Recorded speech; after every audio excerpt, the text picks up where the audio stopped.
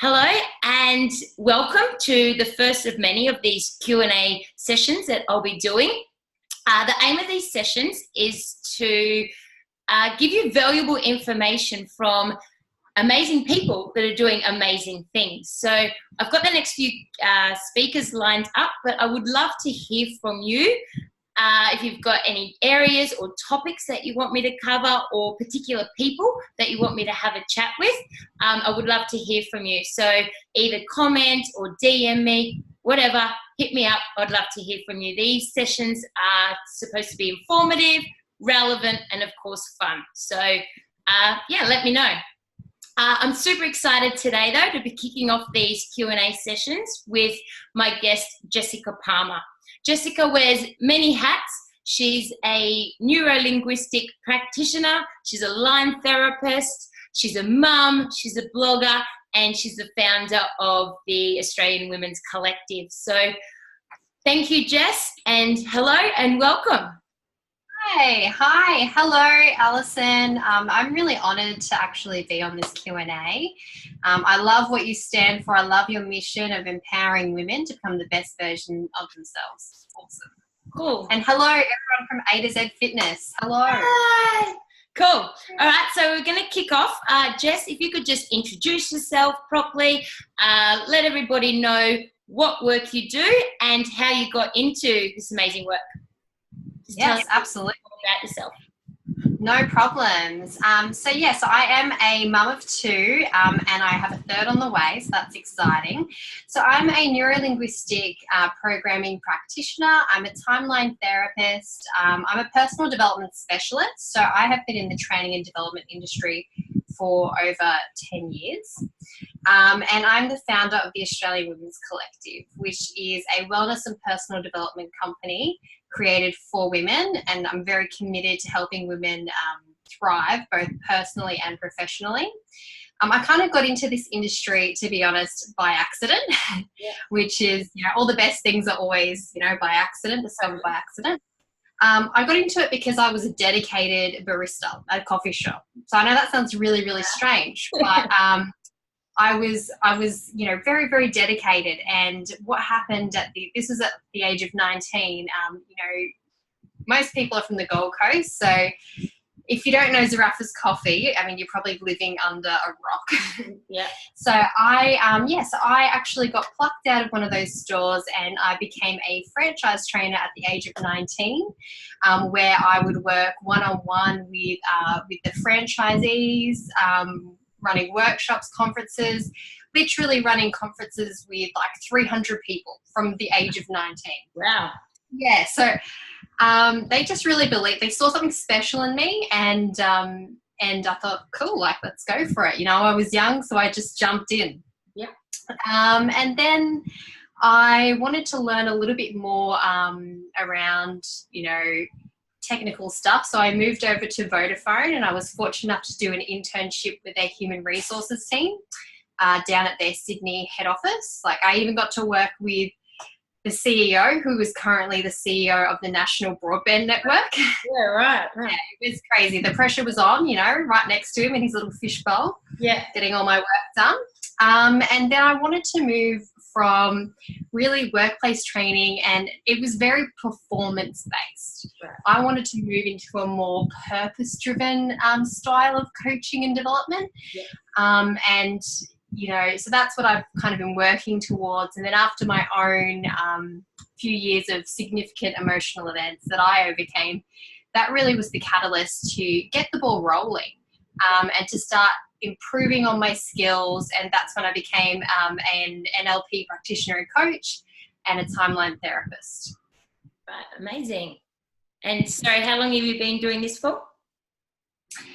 So I've been doing this for probably about 13, 14 months in terms of the purpose-driven coaching. Yeah. But with the training and development, being a personal development specialist, that is literally from the age of 19. Yeah, wow. Amazing. Yeah. Yeah. Cool. So we'll get stuck into it. So I know this is a big question, but what are some of the more common issues you see around the women that you work with? Yeah, absolutely. Look, To be honest, most of the issues that I see come from, they're very fear-driven.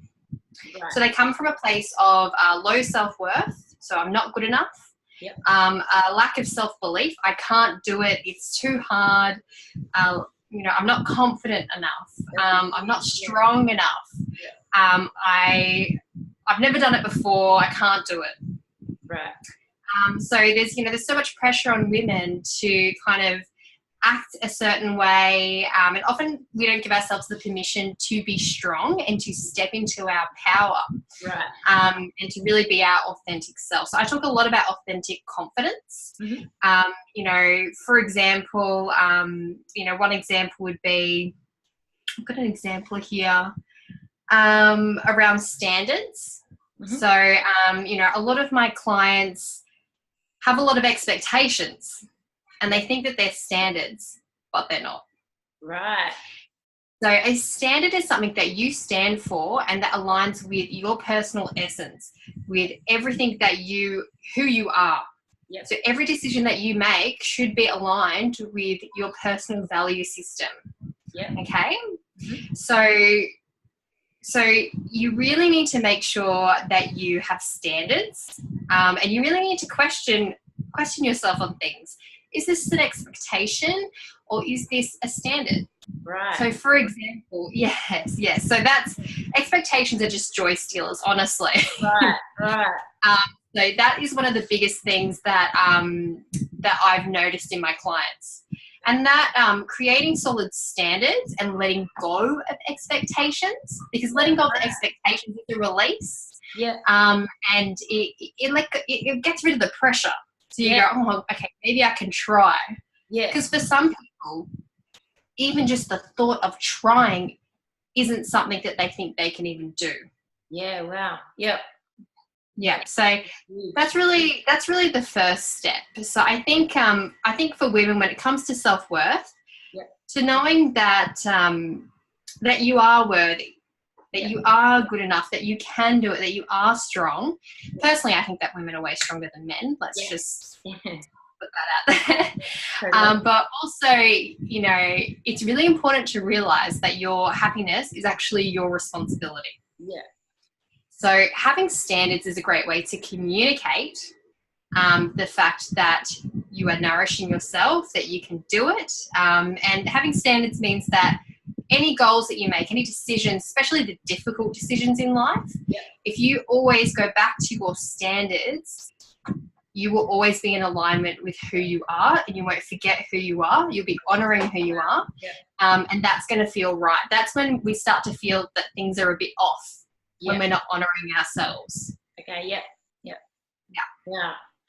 And this is like, mindset's huge, isn't it? Like it's things we learn from, when we're really young and that. So kind of takes me to the next one. So as I said, mindset's huge. And with regards to weight loss, obviously I'm working with many different personality types, many different body types. I've got my own thing going on as well.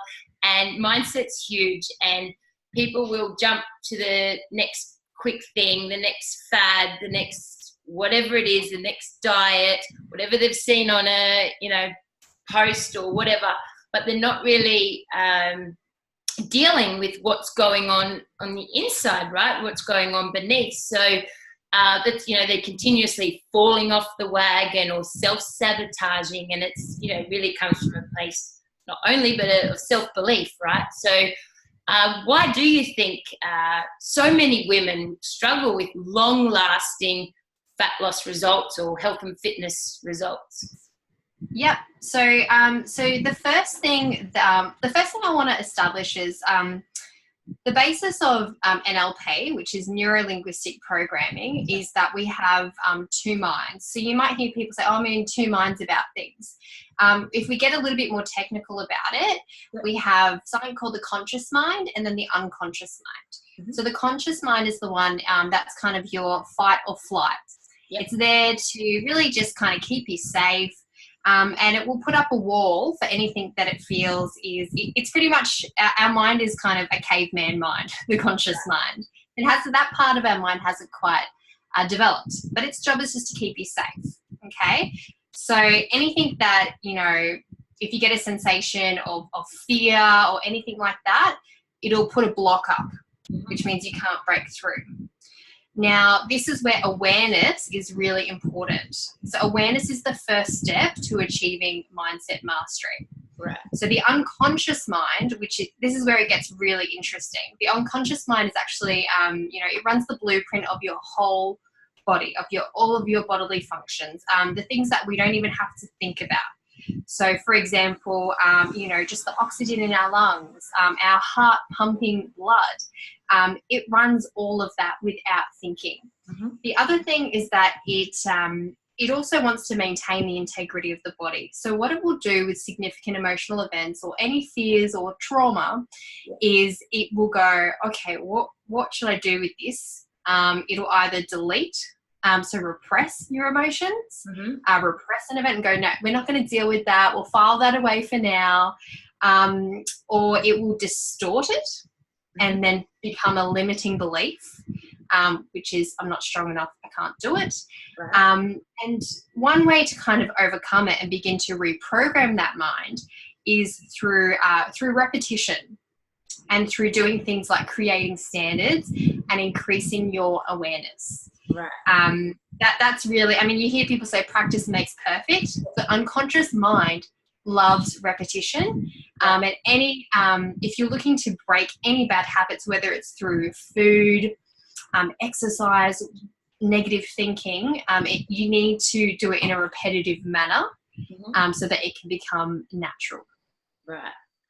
Because I've been working consciously, on some things with myself, with my mindset for probably definitely over a year, and it's probably in the last few months that, I'm sort of getting clarity and breaking free with some of these things. So, it's been daily sort of habits that I've had to put in place. So, it doesn't happen overnight. It can be a slow burn, and it's obviously a continuous journey. It is always continuous. And something that I've noted down here to have a chat about, as well as there's a Japanese word called kaizen. So I'm not sure if you've heard of it before, but what it means is continual growth and self-development. Yeah. So what that means is we are always evolving, we are always growing. So that kind of takes the pressure off a little bit about, you think that you're going to reach a destination, but there is no destination because the destination keeps evolving as you level up. Yeah, right. Cool. Great point. So self-compassion. Us as women, we're usually pretty hard on ourselves. We're really compassionate to, say, our mothers, sisters, friends, daughters, people we see out on the street. They could be strangers. Could be a stranger. Right? And, we're really, but to ourselves, we're so harsh, and, we're constantly comparing ourselves, especially with social media and all that these days. We get ourselves down, we put ourselves down so often. We're constantly, thinking we're not good enough, and, why is this such a problem? And I know that's another really big question, but what do you think? So for me, I know it's a big question, it's a powerful question, but the answer is pretty simple. Again, it comes down to awareness and your perception. Yeah. So anything that is happening in our life, we give meaning to it. Mm-hmm. So, for example, one example I like to share is whenever I'm afraid or I'm excited. So if I'm getting up on a stage to perhaps speak to do a keynote presentation or something like that, I'm a human being, so I might feel these sensations of like nervousness, fear, or excitement. Right. So the difference is the meaning that I attach to those. So I can attach the meaning of I'm excited, and when I say I'm excited, that means like I'm pumped, like let's do this, like let's raise the energy and let's smash this talk. Yeah. Or I can go, oh my God, I think I'm going to poo my pants. You know what I mean? And then I can start, Yeah, I can start buying into this limiting belief of, oh, I don't know if I can do this. But physiologically, fear and excitement are the exact same thing, but it's the meaning that we attach to it. And that's why we need to increase our awareness. And that's why you might hear people say, like, you need to raise your consciousness. Yeah. What that means is just becoming aware of what's really going on in your mind. Yeah. Yeah, wow. So your thoughts become your reality. Yeah, right. It's really, really interesting. Yeah. Wow. I saw on one of your Facebook posts, and I'm going to read this out because I've got it written down. Sure. You mentioned that you used to be afraid to be happy and would dim your shine to fit in. Yeah. So could you elaborate? Do you think, is that just being shy, or is it something that you see amongst many women? Yeah, could you? Yeah. So for me, my upbringing, I had a grandmother who literally wanted to be a nun. So she was like really Catholic. And then she ended up marrying my grandfather and having 6 children. So, but she still had that very like, you must be humble, you must be conservative. So being really expressing any type of confidence or celebrating something about yourself was a bad thing. So it was all about these rules of society rules that I had conditioned myself to believe, because I chose to believe them, was in order to be classed as a good person, a good daughter, a good colleague, good partner, I must fit into this box. Yeah. But unfortunately, everyone has a different box that works for them. So what I would do is I would be, people would feel uncomfortable as well, because I would be so happy, so kind, so energetic.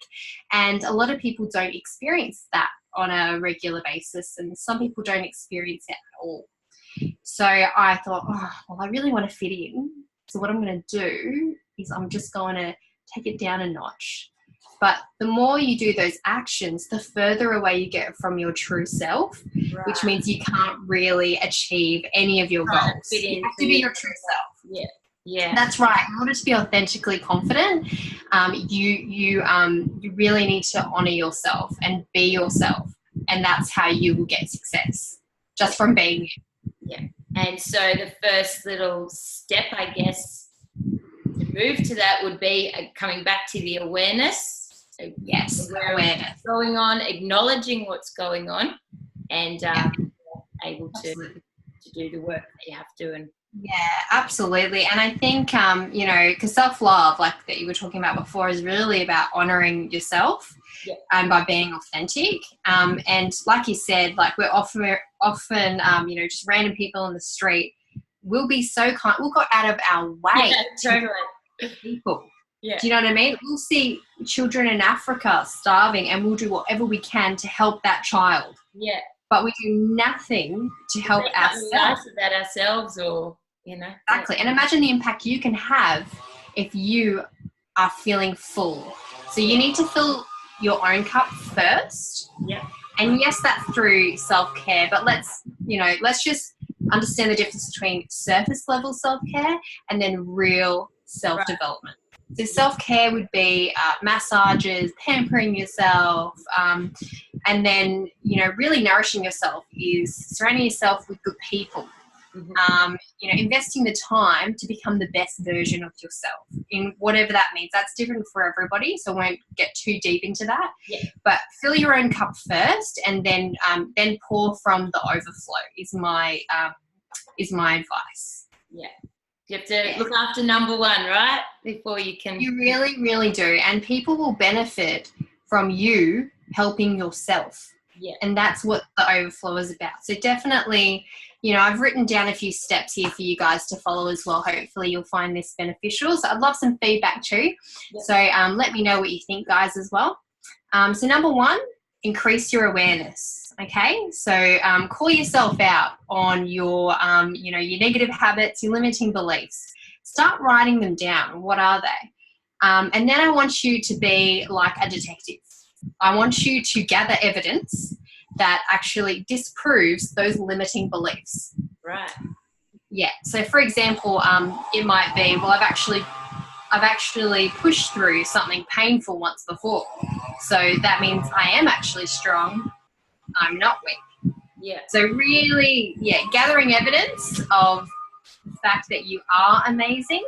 Because if you actually sit down and think about it, you'd be surprised how long that list will be. One thing that's, I guess, helped me a bit, similar off that topic, is like I make stuff up in my head about myself, whatever. But the facts are, like you said, the facts are, I've been through that, so I am strong, or, but the stuff you make up, you tend to stick to. But there's a lot of facts that I've got there that don't back up beliefs that I have or whatever. And that goes back to the unconscious mind with how we store memories and how it gets filtered and it gets distorted to be something it isn't, and then we keep adding more and more we keep attaching more emotion to it, so then it becomes more and more real and more powerful. So then the next step that I've got for you guys, so number 1, increase your awareness. Increase your awareness. Number 2 is to just take baby steps. I don't need you to jump out of a plane tomorrow. Take baby steps, and it's just like, I'm sure you would get someone to really push themselves, but to do what they can within their capabilities. You wouldn't get them to go to the Olympics and be an Olympic weightlifter straight away. That takes a bit of time. So, just take baby steps and focus on one task at a time. Even if you're in a workout and you think, I can't even do this workout, just focus on that one workout at a time, that one exercise that you are doing. So if you're doing squats, focus on doing the squats. Focus on breathing. Just focus on that. And that's actually called an in-motion meditation. So that's something that you can do throughout your exercise. And then once you've done the next one, then you just repeat that cycle. And then by the time you get to the end, I've actually done the workout. So I was just focusing on this one, instead of going, I've got all of this to do. Yeah, great. Yeah. And then, so taking action, but starting off with baby steps. Let's be realistic. And then the more confidence that you get, the stronger that you get to then start really stretching yourself. The same. So then number 3. I was just going to mention, especially at New Year's, like people want to change too much too soon. I've got to eat better, exercise 5 days a week. I've got to do this, and this. No, you don't. You can just calm down a bit and, like you said, change one step at a time. Yeah, I agree 100%. I do not believe in New Year's resolutions. Yeah, me neither. I believe in goal setting and standard. Yeah, absolutely. So then number 3 is to celebrate each small win. Okay, because each small win is really a milestone. So, sweet. Even if it's like that inner dialogue has a lot of power, like you mentioned. Once you do that one exercise and you're about to move on to the next one, go, I did it. And then you start on the next one. So you think you're doing like a new chapter each time as opposed to one huge workout. So positive reinforcement, celebrating every single win. And then the next step is to cultivate an environment that supports your goals.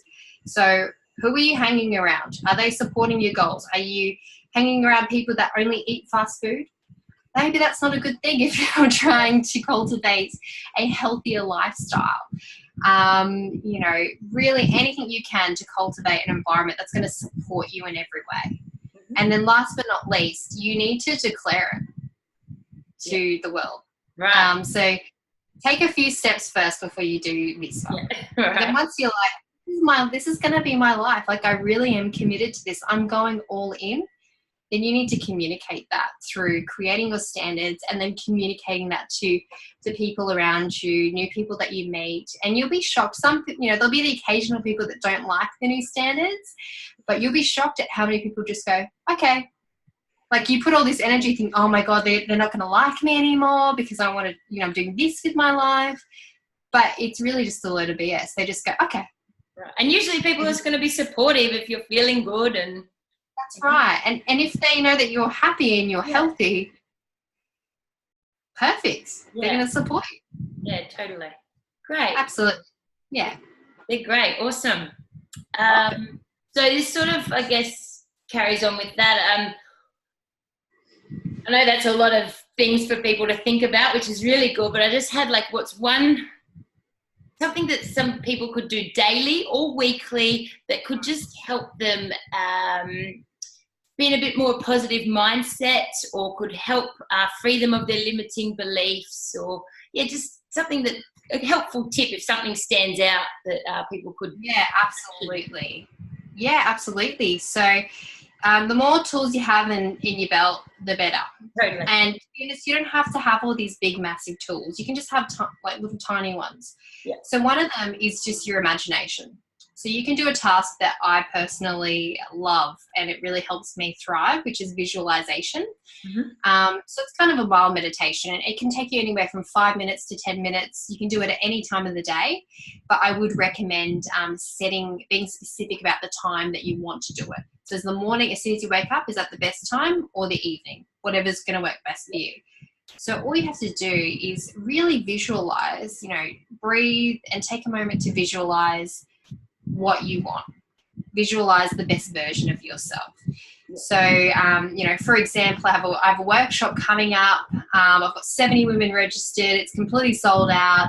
So my goal is really to be witnessing. I visualize witnessing them having some big breakthroughs, so that I've offered value. When they leave, I want to know that I've over-delivered. So I'm visualizing the success, and my success is that they are feeling the benefits. So I visualize their expressions, whatever it is, visualize it. Yeah. And is this a daily practice, would you say? Absolutely. Yeah. Every single day. It's a great way to really manifest what you want. And once you start, imagining something, it becomes easier to believe.